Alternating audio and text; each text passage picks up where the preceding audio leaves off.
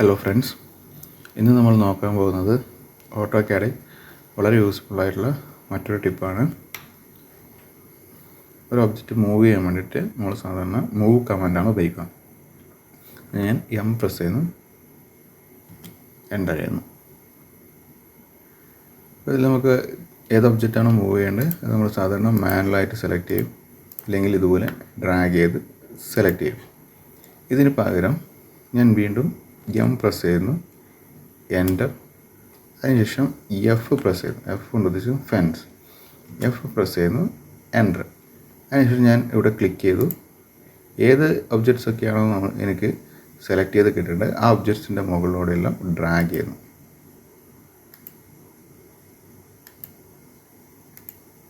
വീണ്ടും enter press ചെയ്യുന്നു.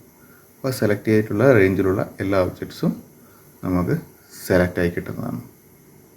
ഇനി ഒരു ഒബ്ജക്റ്റിന് കോപ്പി എടുക്കണം. ഞാൻ എന്തെങ്കിലും കോപ്പി പ്രസ് ചെയ്യണം, CO. അതിനുശേഷം സാധാരണ നമ്മൾ ഏതൊക്കെ ഒബ്ജക്റ്റാണോ വേണ്ടത് അതിങ്ങനെ സെലക്ട് ചെയ്യാനാണ്. ഇതിന് പകരം ഞാൻ വീണ്ടും എന്ത് ചെയ്യുന്നു, കോപ്പി CO അടിക്കുന്നു, എൻ്റർ. Fence F, enter. അതിനുശേഷം ഞാൻ ഒബ്ജക്റ്റ് ഇതുപോലെ വരഞ്ഞു കൊടുക്കുന്നു.